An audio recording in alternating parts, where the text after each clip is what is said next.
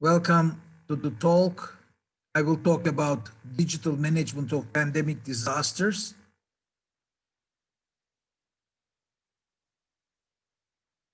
Here you see the table of contents. We will go through these items one by one. What is our objective? First of all, we aim to minimize the negative effects of pandemic disasters using advanced digital technologies. The term pandemic refers to the disasters which negatively influence a large number of people. As such, we do not restrict ourselves to infectious diseases only, but also consider disasters such as large-scale earthquakes and war conditions. So that is this is the disaster. It shows more or less symbolically infectious disaster like COVID-19, and we try to manage the disaster, but this is very important, using digital technologies. This talk will be about explaining these digital technologies. Why are we different? First of all, we focus on digital management techniques in the broadest sense.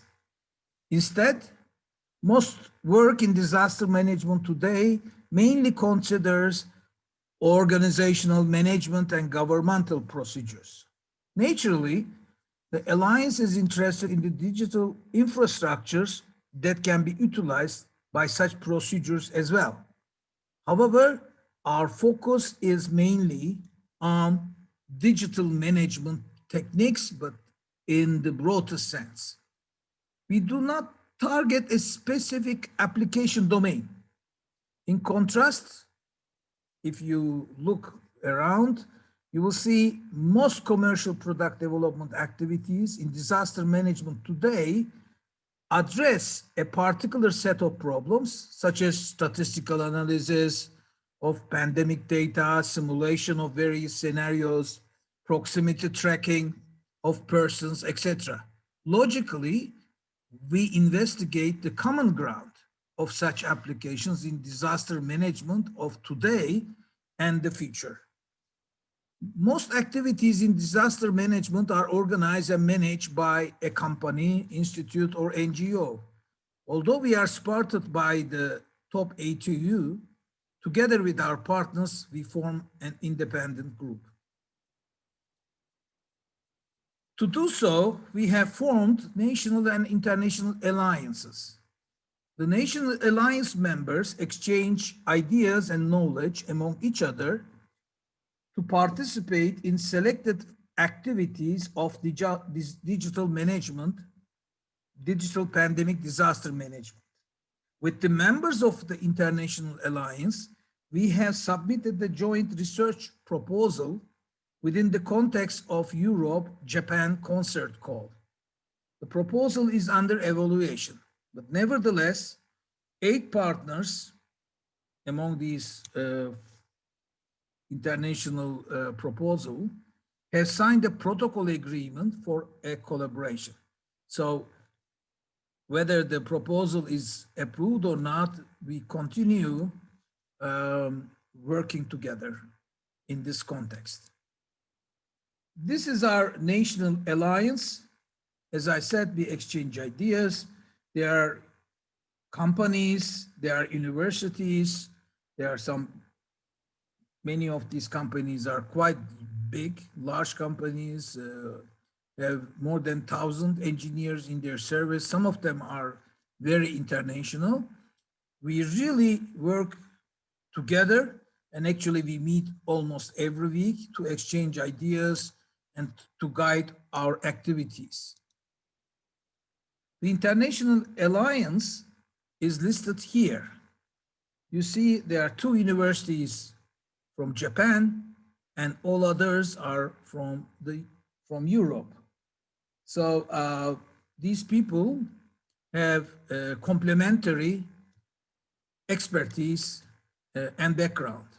So altogether, we fit very well all together to reach the objectives of the research proposal. What shall we do? Well, our strategical objective is of the alliances can be briefly summarized as to establish a large enterprise architectural framework for digitally managing pandemic disaster. So this is the world, and we want to establish an enterprise architectural framework. So we don't develop the whole application, but we define the framework of the architecture. I will explain what I mean by that. Again, the objective of the framework is to manage pandemic disasters. So what steps must be carried out in order to accomplish what we want to do? First of all, we realize that we need to define ecosystem standards, digital standards of the ecosystem. So therefore, we want to support international pandemic-related digital standardization activities, define and standardize the required pandemic disaster management business cases. So we also want to define actually what kind of applications as business scenarios must be supported. This is necessary, for example, for benchmarking. And of course, here special dimensions are very important. That means geographical, we always operate on a geographical area. Define systems of systems digital infrastructure, which we call digital ecosystem, which integrates products possibly developed by different parties and cultivates the result of research outputs. If you define standards, then you have to also define certification criteria based on offered training plans, accredited evaluation bodies in pandemic technology domain, and smart cities for various roles. Provide growth of the digital ecosystem through events, media, academic relations. Also, we do research. So what does it mean? Starting from the human-centered pandemic scenarios, we formulate the areas where the current digital systems and technologies fail in short, elaborate on the digital solution domains, and define the areas of technological research in harmony with psychological, sociological, political, and spatial considerations. Accordingly, we initiate, support, and collaborate with the newly defined research activities. Of course, if you do research, you have to publish and disseminate the research. So these are the steps that we want to undertake. So why do we do that? Why do we do all these things? We emphasize that due to emerging connected socio-political structures in our planet, the current pandemic disaster must not be considered as a rare event, but instead a highly probable calamity which will repeat itself in different forms and dimensions, possibly in increasing frequency. So disasters will happen. If you look at the infectious case like COVID-19, we will experience similar disasters in the future. At least that's our assumption. And we say that you cannot neglect it. You cannot say, oh, it will be over and it will never come again. No, it may come again, and we have to prepare ourselves also for the future. To cope with the complexity of pandemic disaster, we need novel holistic digital approaches. The Alliance states that ad hoc combination and usage of current available digital technologies and systems do not provide effective and efficient means to fight pandemic disaster. So we must really think, we must really plan, we must really carry out research activities to get best out of the existing technologies. And of course, we must fill in the gaps where we find. Neither provide a long-term answer the systems which are hastily put together to urgently find solutions to some dedicated pandemic problems as observed today. We really think about what we have seen. We should plan also for the future and try to look at these problems holistically. What is required are the human-centered digital solutions that address the specific pandemic characteristics of such disasters as a whole, while assuring sustainability in a firm ethical framework. Due to all-encompassing impact of calamities on societies at all levels of organizations, managing pandemic disasters demands broader solution perspective than only medical treatment and incident management. What is required, as I said already, a holistic approach where multiple technologies are integrated and utilized to implement pandemic disaster management workflows, possibly in a large geographical context. We know that computer, software, and artificial intelligence technologies are the prime integrator, enabler, and harvester of many systems that we use today. Almost all products contain software or are made by manufacturing processes that contain software. The capabilities which are offered by software-intensive systems also influence our psychological and social life. Digital technologies cannot be ignored in fighting against disasters. Contrary, they are at the heart of this struggle. Effectiveness is necessary, but effectiveness not only demands human-centered, agile digital methods which can cope with changing infrastructures and user expectations, but also requires integration of many technologies from devices, distributed systems, to intelligent decision support systems. Such systems form long-living systems. You cannot have them for 1 or 2 years, but they should keep on operating for a long time. Long-living systems of systems architectures, so many systems are connected together, which learn, expand, adapt to different needs at different times and locations. We also want efficiency, and efficiency requires adoption of advanced digital technologies and automation. Sustainability is crucial for long-living systems. Sustainability requires reconsidering multiple quality factors such as scalability, adaptability, evolvability, timeliness, robustness, safety, security within pandemic scenarios along the trajectory of digital realization. We have to consider these. Therefore, novel digital enterprise ecosystem architectures. I emphasize here the term ecosystem architectures for digital management of pandemic disasters are required. We really need novel digital ecosystem architectures. To address the emerging problems of pandemic disaster, the Alliance uniquely brings different expertise together with a strong research emphasis in an international context. So we have to look at the life cycle of pandemic disasters to understand actually how these disasters appear and grow, shrink, disappear, whatever. Disaster can be defined in terms of life cycle models.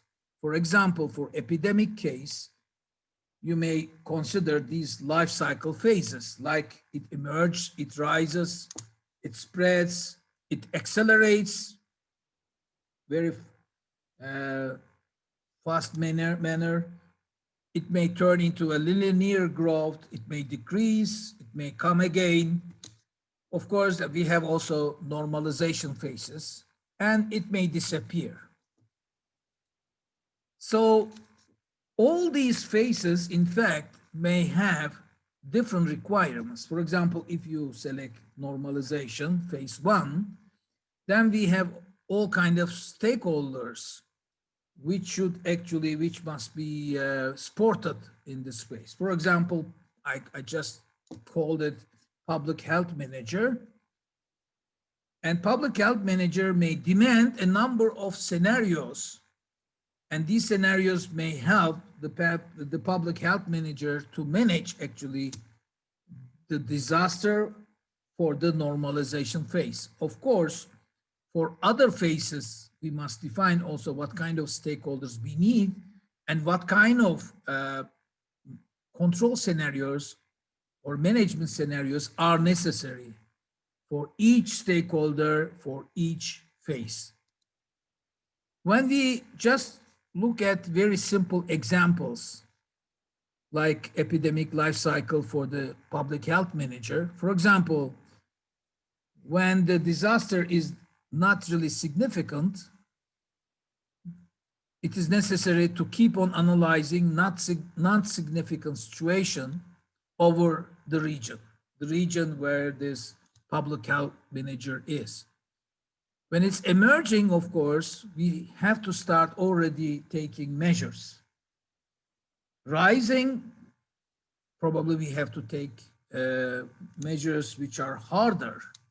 And normalization, of course, is a different state, different conditions are there. So we have to define these scenarios for each life cycle phase. When we interpret all these scenarios, of course, in reality, we have to define many more scenarios. We all realize that they all depend on the life cycle phase. First, we do analysis.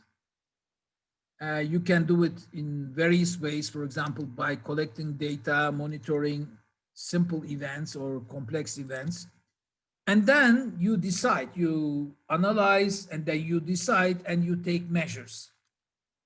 And always it is restricted by the region or by a region. So we can, in principle, represent a disaster using such a state transition model or a state machine, where each state represents a life cycle phase. And then these are transitions. A normal maybe transitions, they follow this trajectory. But if you are successful, you may suppress, or it can again increase. For example, in the normalization phase, it may start rising again. Of course, here we don't show all the transitions, but it is possible to develop such models. What we want when we talk about management, actually we want to control. So we can assume that there is a controller. Controller tries to actually manage these activities, let's say, or what is happening. But since every life cycle phase is different, we may install different controllers for each life cycle phase. And then they may communicate, for example, with the central controller. When we look at all these things, we realize that actually digital management is actually the key here. What we are doing is a kind of digital management. Large-scale digital management can be seen as a generalization of several disciplines, such as smart cities and digital management of pandemic disasters. Since we are talking about platform design, digital ecosystem design, basically what we need to do is to generalize actually the special cases, to define the essential elements of the platform of the ecosystem.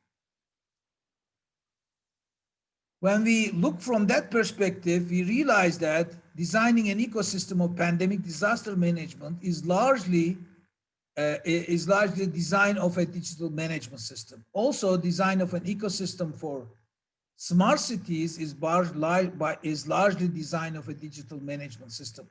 So that means, and that's my actually advice and suggestion, is actually consider also digital smart cities as digital management, large scale digital management. Because if you do so, then when you look at digital management, it will incorporate the major parts of, for example, smart city systems. This will be really provide much more flexibility and reusability if we can generalize and reuse actually the system and the knowledge what we have. So I want to focus on actually digital ecosystem platforms. Here are some publications. Here are, well, I have just collected them to show that actually there are publications. I will, however, refer to the publication on digital platform ecosystem because I have taken the definitions from this paper. And there are books, of course, and more publications in this area. So first we have to understand actually what we mean by an ecosystem. Of course, in our daily life, we use ecosystems in our private life. For example, we have these mobile phones, and these phones are based, modern phones, smartphones are based on ecosystems defined for this platform, for this need. We have many other examples also of digital ecosystems. So when we use the term ecosystems, we really mean hardcore technology. In practice, the term is used for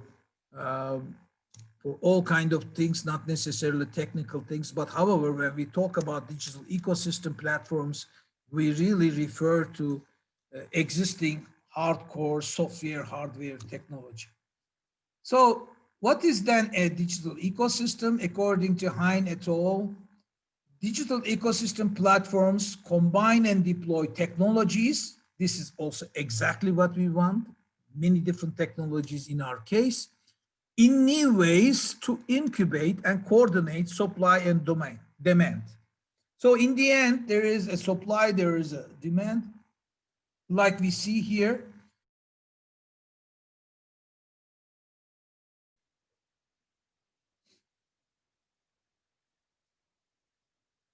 So complementers use the platform facilities and development kits and environments to create specialized products or services. So they utilize the platform and they create specialized products or services. Customers are the beneficiaries and utilize these services and products. So this is the demand and supply. And platform owner actually offers the platform, and very important, offers also the development kits and libraries and all kinds of things. So you can look at this business from different perspectives. So some people look at it from market-based perspective to define how such businesses can be successful. And many publications talk about chicken or egg problem. That means in order to make an existing, in order to make a digital ecosystem successful, you must have sufficient customers and sufficient complementers, of course. And most of the time, customers are attracted if there are sufficient complementers, and complementers are attracted if there are sufficient customers. So this is chicken or egg problem. Technical perspective is the way how the platform owner looks at the problem and creates this platform. So it's basically modularization and architectural design problem. How to design this platform so that complementers and customers are attracted to it. Socio-technical perspective is more from management perspective, how to integrate and govern and such a business, because multiple complementers, customers. So the management of software processes are different than classical software development. A very important aspect of building a digital ecosystem is to define the right modularization. Modularization and availability of development kits are at most importance. So you have to structure the ecosystem in such a way that you get really what you want. If you don't have the right structure, it's difficult to integrate different works together. And also the users of the ecosystem, complementers, and the users, customers, they may not really benefit from it. So you have to really increase the value of the ecosystem by providing actually expressive and useful services at the right level of granularity, which means right level of modularization and right level of abstraction. So it must not be just a computer system, but it must be the ecosystem of the application domain. In our case, digital management of pandemic disasters. What does it mean? Proper modularization demands optimal representation of invariance. Invariance here means that the functionalities that must be there in the ecosystem, because most applications need them. So you better define them as ecosystem properties because they are needed. Therefore, I call them invariants. You can call them also essentials, essential modules or essential functions. But you also have to provide variation mechanisms because the system will grow, shrink, evolve, and so on. So you need to add different kind of modules along the life cycle of the ecosystem. You don't have to put the variations, but variation mechanisms to be able to add new features to the platform. So that means the ecosystem must incorporate the right variation mechanisms. Therefore, when you evaluate a proposal, you have to think from this perspective. If the proposal is just offering a general purpose computer system, this is, I don't consider it as an ecosystem. Of course, you could also, philosophically discuss, okay, Microsoft ecosystem or Apple ecosystem, but in our context, in digital management, you have to provide much more than that. Well, digital ecosystems for digital management. Let's elaborate on this. In our approach, we talk about a platform or a node. This represents our node, for example. This is a node in a distributed systems of systems architecture. You can have many of them, depending, of course, on the deployment. But we will now focus only on a single node.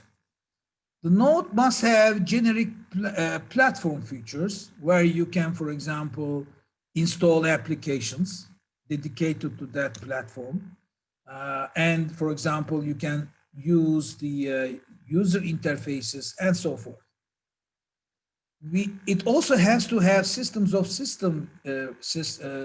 features, which means that you may connect these nodes in some way. So you need to define protocols where these nodes are connected to each other, probably in a dynamic way, depending on the contextual parameters.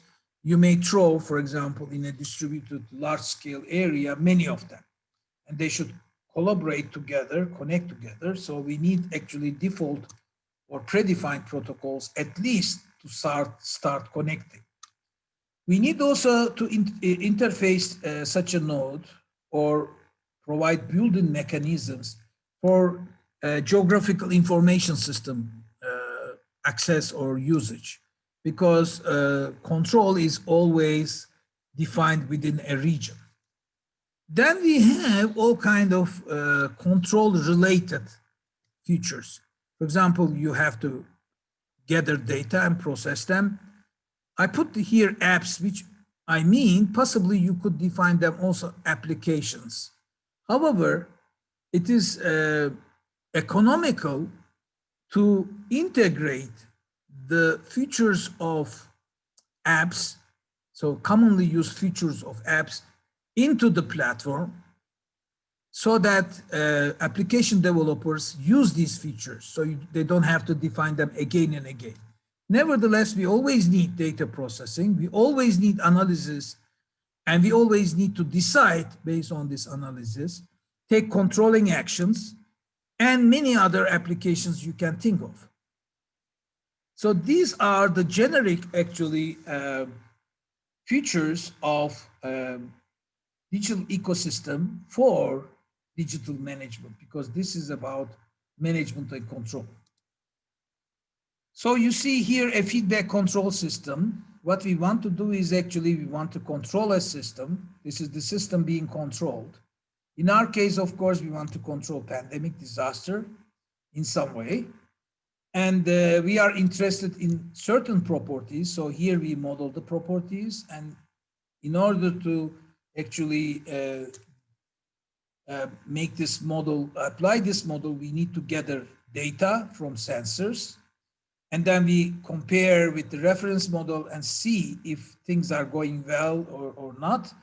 And then we take controlling actions if necessary. So this is a single loop feedback control architecture, and we need to establish such mechanisms. And actually, when you look at these, actually they correspond to this feedback control architecture. Basically, this is the analysis part, this is the the gathering part, and this is the control part. So we may have many of these nodes depending on what you need. And they may be organized also hierarchically, possibly. For example, this one controls a small region, and maybe they are controlling larger regions. And this is maybe the top level control. We may also have controlling mechanisms, for example, adapting this architecture. For example, here it's written architecture adaptation control, where you can insert new nodes, connect them together, and so forth. You see here that there is M, which represents measurements, and C, which means control. So it measures and do something for control. What are these P and S? These control systems may also communicate with each other. To do that, for example, you could use publisher-subscriber protocols. You may use also other protocols, but I assume here publisher-subscriber protocols, which means that they may publish some information or they may subscribe for information.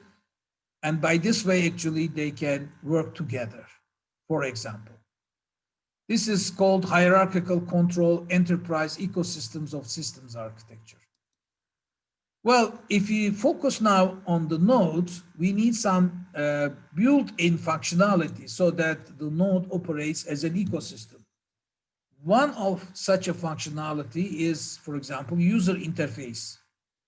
And what we need to do is to define a generic user interface where many applications must be able to use it. So we need to define generic user interface protocols so that applications can utilize these protocols. Here, I put also scenario processor, which means that when you use a system, most of the time you don't only execute one function, but you carry out a series of functions. And this is a model-driven approach where there is a meta model which represents the grammar of the scenario model. You could also edit it, define scenarios, and this scenario may communicate, for example, with the user interface. So here, actually, these two, they support user interface and scenario generation parts of the ecosystem. This is very important because it's an ecosystem application manager where it allows you to install applications. Once you install an application, the system must be configured. The system must know the application. And of course, the applications use the internal data and command bus to communicate with the different parts of the system. As you see, here we need standardization, not only at the lowest level of data interchange, but also at the application level. In addition to that, we always need geographical information systems, so we have to at least integrate some essential parts of it with the ecosystem. We need, when we look at it, here we talk about cloud system. Of course, we haven't decided yet what kind of data environment we will use, cloud, possibly. We have interfaces, we have here sensors, sensor networks, and of course we have other interface as well.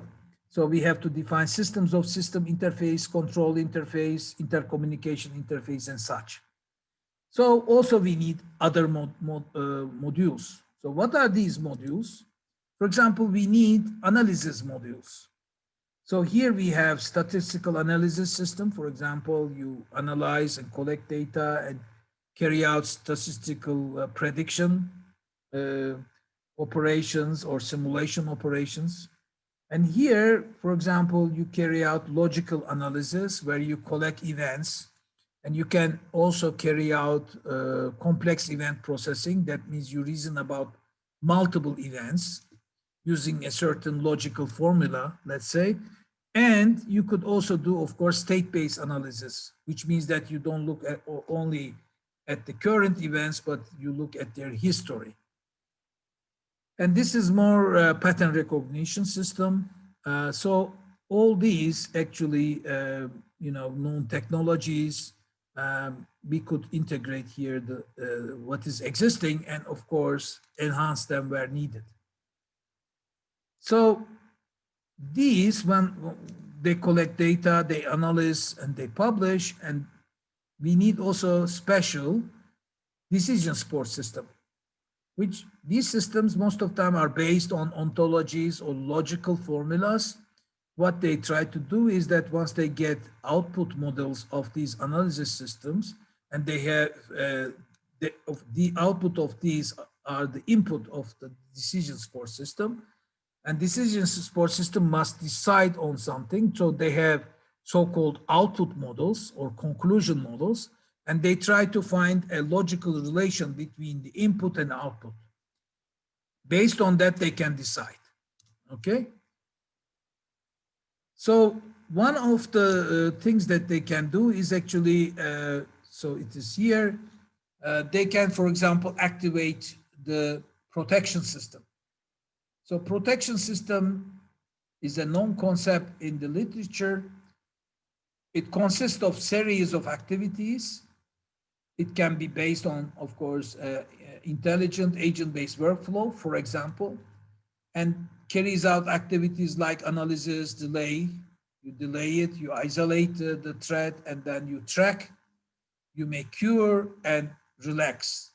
That means the danger or the disaster is over.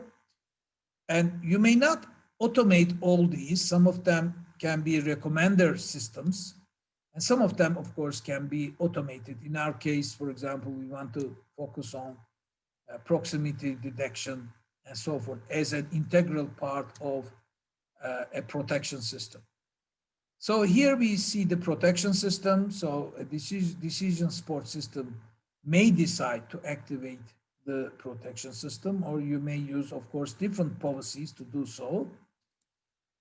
And we have also logistics systems. Logistics is important in disasters, especially. And also logistics systems, they have a workflow. We could also define their agent-based workflow. And then logistics systems carry out certain operations. Some of them are in order, some of them can be executed at any time. And most of these activities can be automated as well. So smart logistics systems can be attached here. and of course can be also initiated by the help of the decision support system. So we can have different kinds of modules installed into the ecosystem as, let's say, applications. Now we can look at the side of the network. We have data sources, we have sensors, we have edge computing possibilities, we have sensor networks. We can, for example, optimize the network. We can do, of course, data analytics, machine learning, and all these kind of things at the level of edge, or at the level of cloud. We could, of course, combine with other services as well. Of course, some of these activities we also do it in the node. So we haven't yet decided on the exact design of such architectures, but what we want to do is actually support the design of such architectures, complex architectures with all kind of tools. So in other words, you can compute the optimal structure, and you can also dynamically adapt the infrastructure. So that means we have to do research in order to optimize the network whenever it is necessary. So this will be the topic of our research. And we have already shown these architectural components that can be deployed at any location, and they communicate with each other, and probably they will form a hierarchical structure. Some of these nodes, of course, can be operational for adapting the architecture, not managing pandemic disaster, but simply, for example, throwing new nodes, for example, to increase the efficiency of processing. There are many issues to decide if you design such a architecture, like, for example, do you allow code migration? How do you configure and set up? How do you dynamically reconfigure and reconfigure? What you do with the cloud, how much you do at edge, what you do if it is not reliable, how to make them secure, how to integrate geographical information systems. These are all open questions. Our PhD students will work in the national alliance and within the context of the international project. We are also building a so-called living lab, and this is the design of the lab. Hopefully we will soon start building. Actually, the building is there, but it will be reconstructed. In the end, what we are assuming is that we will have all kinds of control units. Some of them will be used by the application developers, and some of them will be used by the end users, like, for example, health manager. So if you look at, for example, ecosystem development environment, this is really for the application developers. This is, for example, to optimize the systems of systems. So this is really for the infrastructure designers. This is, for example, for the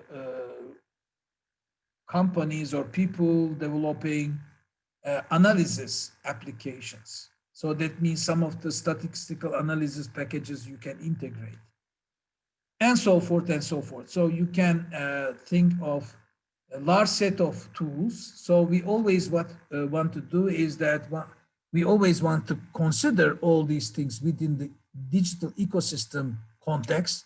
That means you have to decide what goes into the ecosystem.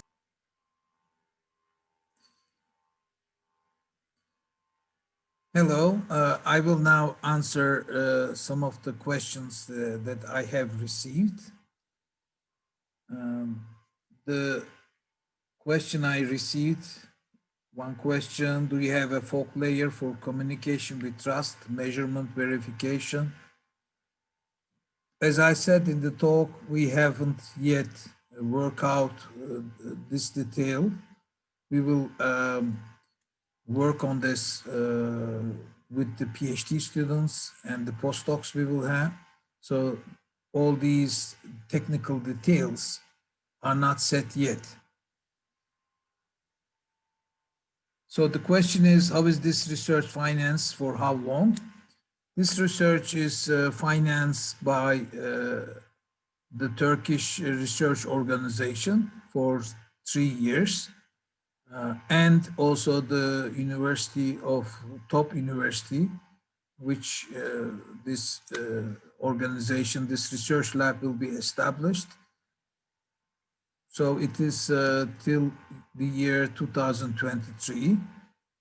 It may be prolonged due to the epidemic disaster which we experiencing now, but we will see. In addition to that, we have applied for the international project. So the International Alliance, actually, they are the members of the international project proposal. That proposal will take 3 years as well. It will start next year if it is approved, of course. So I think it will start 2021 May, and then it will continue for 3 years. So I think 21, 22, 23, 24. So we have more or less financing till that time. The financing from Turkish Research Foundation, they finance actually for PhD students, and possibly also to finance postdocs with that.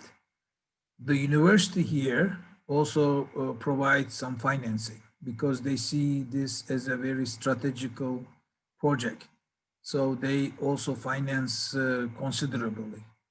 Of course, the project, international project, if it is approved, it will be financed by the European Commission and the Japan Concert Project Organization.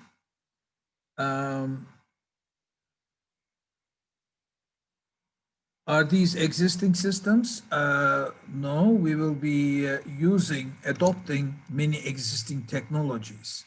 So we are aware of many of these systems we are aware of, and we will simply integrate them.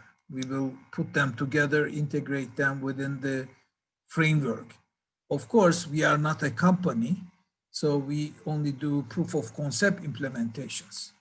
But if you look at the architecture, for example, analysis modules, we have event-based analysis, complex event processing, state-based analysis, statistical analysis, and recognition, pattern recognition. There are all kinds of systems available for all these to realize. So we can adopt, for example, a model checker, a complex event processing system, and of course, statistical analysis packages. So we want to actually integrate as much as possible. Also, we will use, of course, existing geographical information systems and available, service-oriented architecture platforms, and of course, IoT systems and so forth. So existing systems used to start this as, so it's difficult to, of course, really start from scratch. So we don't start from scratch. But what is novel here, this novel composition and the way how they operate together within the architecture for digital management, I think it is novel. I think there should be a central computing node. Yes, possibly. I actually showed in one of the slides that there is a central control. Probably this system will start as the bootstrapper, will start initiating other systems as well. Other nodes, activates them, distributed them, and so forth. How easy these systems could be practically implemented? Well, these systems, as I said, we want to, all these individual technologies more or less exist. We are also knowledgeable in that. You must also realize that, of course, here in Ankara, we have the knowledge, but we are working in an international organization with 14 partners, and each partner has an expertise in one of the areas which I am referring to. So within the international project context, of course, we have selected partners who are specialized in these topics. For example, one partner works on statistical analysis, they are expert on it. The other partner is digital and logical reasoning. For example, we will do that. One partner is expert on logistics. One partner is expert on protection systems and so forth, and architectural design. We have universities participating in the international context who are expert in large scale on architecture design. So also internally we have in our university, and the companies that we are working with and the universities we are working with, they have the expertise. One question is how to transfer research results to companies that should provide products and services to the users. So that's a very important point. Most of the companies we work with in Turkey, they are large companies. Some of them are international companies. They work and operate throughout the globe. They have worked with these systems. So many of them actually have experience in large system design. So they know the importance of the introducing digital ecosystems, because we realize that more and more smart city systems turn into software and software hardware graveyards, because they are not flexible, they cannot be easily extended, because they are not based on the digital ecosystem principle. So we are working with them, and hopefully they will also take this our standardization proposals, and they will take them seriously and work with on these. We have agreed with a number of companies. Actually, all my PhDs will be dispatched to these companies, and they will work one day. And the intention is that they will work on their PhD topic, not just anything, PhD topic. For example, one company is expert in geographical information systems. The other one is more expert in large-scale enterprise architectures. Another one is IoT and sensor networks and smart city applications. So they are actually supporting our project. So who is financing? That was the question. Also companies, I forgot to say, are financing this project. So hopefully they will take over. We are, of course, not working in a standard, we are not a standardization organization, but hopefully we can convince people by showing actually good examples that these will be, these proposals, standardization proposals are good proposals. So in other words, we cannot guarantee that they will be standardized, but if companies adopt them, and if we can show that this is a good idea, or the standards are good ideas, then we think they can be successful.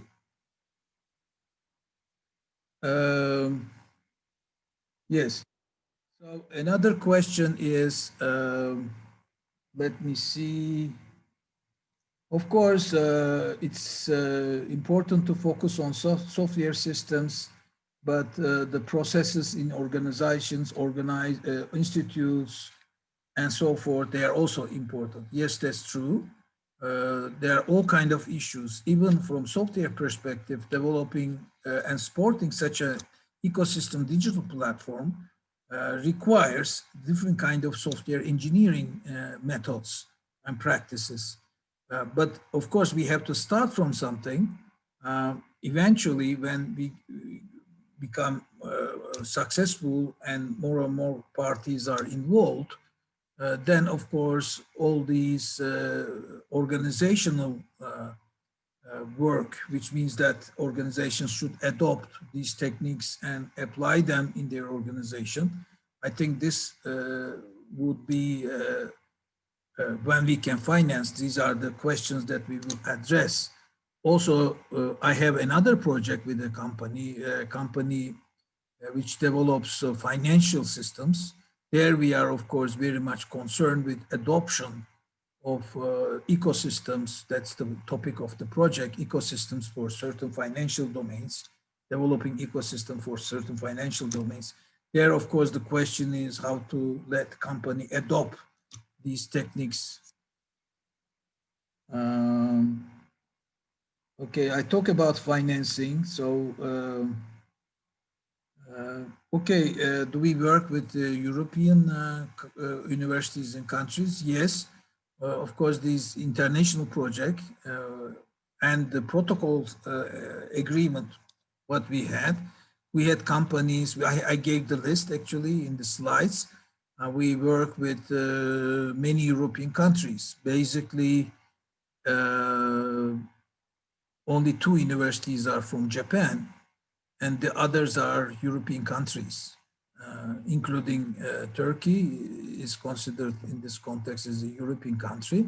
But we work with Germany, we work with Poland, for example, we work with France, we work with Spain, and also countries like Bulgaria, Slovakia, and so forth and so forth. The list is there, so if I forget any of the partners, they should excuse me because of the limited time.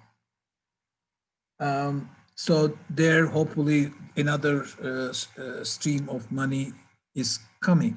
I also want to add that I am still affiliated with University of Twente, although I don't have responsibilities there in terms of giving courses and supervising students, but I have the rights of being a professor. That means actually giving degrees and supervising students also at Twente. So we are almost finalizing agreements with Twente that I want to actually send some of the PhD students to the University of Twente. And therefore we are working now, we are almost ready with double PhD degree agreements. Also with Technical University of Eindhoven, we work together. So I am still strongly connected with the Netherlands, but also, as I said, with other countries in Europe and with Japan. So hopefully all together we will set up this ecosystem architecture prototype, if you want to call it like that. You must also realize that within the context of international research, we also will work on, for example, ethical issues. We work on architecture design, control system design, different kinds of analysis techniques and decision support system. All these topics, there are actually 9 projects, sub-projects within the international project, where all these topics will be investigated by 14 universities. It's a large project. If you want to get more information about my current project and the PhD topics, you can go to the website of the Alliance. It is also on the slide, last slide. And there you can go to research, and there are 5 PhD research topics that you can find. And if we have the international project, then 2 more PhDs will come, and we will actually lead the project. We will be the project leader. And we will also start creating a new research area, which we call it digital management of pandemic disasters. There is also one question here: how do you relate smart city systems to digital management? Well, digital management, when you look at what you do with digital management, you collect data, you analyze in different ways, you make a decision, and you may take actions. So these control cycles actually are also in smart cities. The main difference between smart cities and maybe digital management of pandemic disasters is that there are certain controlling actions you may not find, for example, that often in smart city applications, like, for example, enforcing people to stay isolated, tracking people. These are, of course, not very common in smart cities. Another different aspect is that smart city systems are more or less bounded to city area. In digital management or pandemic disaster, you are talking about a larger area. The question was, I forgot to answer, how do you relate your PhD research to developing standards? Of course, these are not official standards, at least not in the beginning. Hopefully later they will be. Every student does, for example, a proposal. Within the, every student is concerned with the ecosystem design principles. That means they have to define some sort of a generic platform. So all the generic aspects of their research should go into the platform. And this can be seen more or less as a standard proposal. And after validation, we can say, okay, we propose now this standard because as a standard, because we have validated that it works. Hopefully, of course. In addition to that, every student develops tools, design tools and libraries. These can be also provided as a development kit or environments for the ecosystem users. So every student works on the ecosystem, the digital ecosystem, integrating generic aspects of their work to the ecosystem. The students do that. So, and then propose it for discussion to the companies. Okay, this is the proposal of the ecosystem. And there is validation because of the PhD work. And then they also developed, they develop tools and libraries. So this is the way how their PhD work actually supports the standardization development. Of course, it's a very complicated issue, but nevertheless, we will do our best to get all these ideas accepted. And therefore we have these alliances.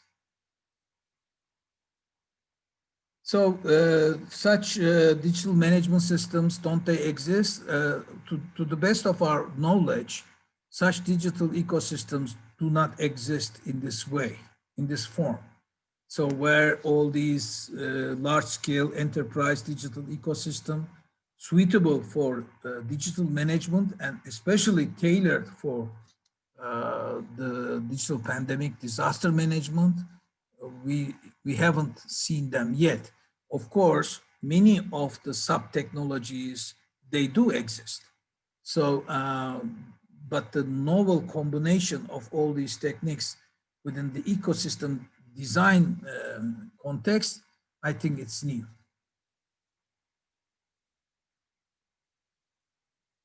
Okay, how do you know that companies actually take this and make products? Well, of course, as I said, we are there is also a lot of demand from them because they have experienced the problems that we have identified. So they are also making products for smart city systems. One of the company, for example, started reconsidering their products and to see where if we have, for example, some standardization efforts, and actually we are already working on that. So they are eager to reverse engineer, if possible, their products. So they are deeply involved. The companies that are in the alliance, they are deeply involved with our research. So we are very happy with it. Thank you very much for your time. I hope my talk was useful. Thank you.